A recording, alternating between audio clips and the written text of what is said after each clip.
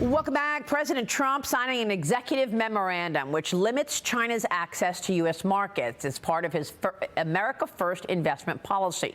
This policy orders the Committee on Foreign Investment in the United States to block Chinese investments in sensitive sectors such as technology, energy, and defense. It also looks into new auditing standards while pushing Mexico to impose its own tariffs on Chinese imports. And it aims to limit investment from U.S. pension and endowment funds into Chinese companies. Joining me now is the former Senior Director of International Economic Affairs at the Reagan National Security Council, Roger Robinson Jr., back with us. Roger, great to see you. Great to see you. And you were very happy about President Trump's America First investment policy.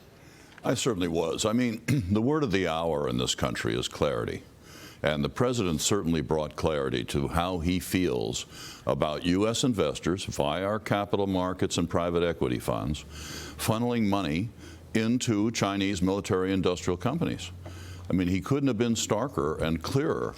I just have a quick quote or two from the document. Yes, go ahead. It says the United States will use all necessary legal instruments to further deter United States persons from investing in the PRC's military-industrial complex. He goes on, the United States will establish new rules to stop United States companies and investors from investing in industries that advance the PRC's national military-civil fusion strategy. Well, I was so happy to see this as well because you and I have been talking about this for years, literally. We've worked together on the Underwriting the Enemy series for Fox Nation. And this is something that we continually point out, that so many companies that are trading on our exchanges, U.S. exchanges, are Chinese companies that don't even follow the same audit rules that regular companies, American companies do. And they're tied to the PRC. So what do we have happening here? Ordinary investors funding the expansion of America's #1 adversary. Well, that's certainly the case. You know, over the past 25 years, we've seen some 5,000 Chinese companies enter our capital markets. No screening, no diligence, no regulatory oversight, no even interest in whether they're being sanctioned by the United States simultaneously. All manner of corporate bad actors, including the sanctioned variety, as you often pointed out, are in this mix. We're talking about companies that have been implicated in, for example, equipping concentration camps, trafficking in slave labor, aiding and abetting genocide in Xinjiang, the architects of the surveillance state. But the president was really focused on something even more dangerous and insidious, which is our company, those Chinese companies that are directly involved in the manufacturing of advanced weapon systems for China. For example, the hypersonic glide vehicle, the last two aircraft carriers, sixth-generation fighter aircraft, and modernized ICBMs targeting American families, not just military installations. Well, I mean, I think that President Trump is clear-eyed about China as the #1 adversary of America. But, you know, he knows he's got to get along with China. It's the second largest economy. So that's why I think he says things like Xi Jinping is my friend, I get along with Xi Jinping, at the same time that he's slapping tariffs on China. Well, thank goodness that that there's a two-faced event, in a sense, in the best sense of the term, going on here. I think the president is a serious diplomatic fellow, and he knows how to keep these guys on side to the extent that he can. But when it comes to the vital interest of the United States, he's there four square. And one of the most difficult has been the matter of the capital markets and private investor funds. I mean, these have flowed in the trillions of dollars over these 25 years. Yeah. And you can just imagine, we wake up in the morning and we wonder, how did they become a near-peer competitor to us militarily?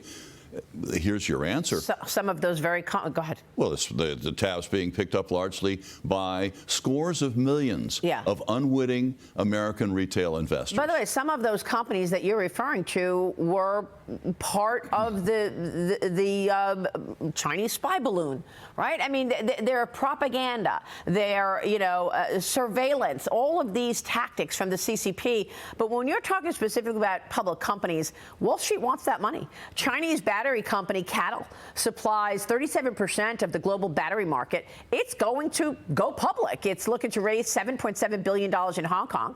The company is linked to the Chinese military, obviously. It's putting it on the U.S. entity blacklist, Roger. You say J.P. Morgan, Bank of America, Goldman Sachs, Morgan Stanley are all still lining up behind this company despite a presidential directive against funding blacklisted Chinese companies.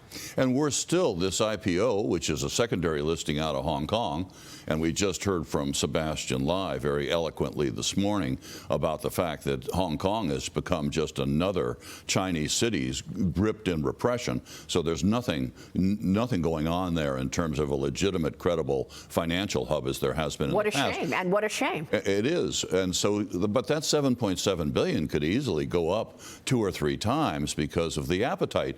You know, in 2023, there were 66 IPOs out of Hong Kong. A total price tag of or value of $5.5 billion, so that you can see in perspective the size of this thing. J.P. Morgan and B of A are the lead managers, or some say co-sponsors. It's a little unclear what second-tier role Goldman and Morgan Stanley are playing. But here we have, as you pointed out, a company that's on not one blacklist, namely the Pentagon list, but 2, the Commerce Department list. And folks should be required reading the June 5th, 2024 letter sent by then Senator Marco Rubio, along with John Molinar, who chairs the House Select Committee on China.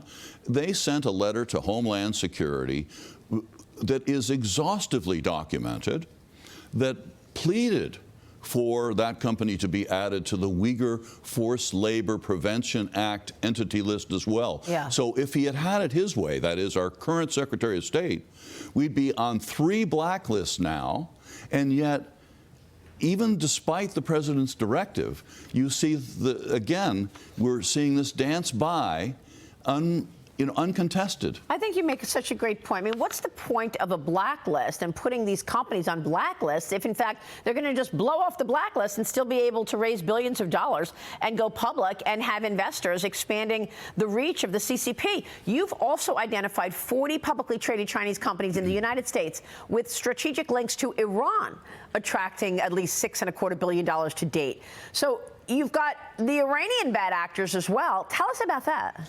Well, that's about a year old in terms of the data, but we went then and did that together, as you'll recall.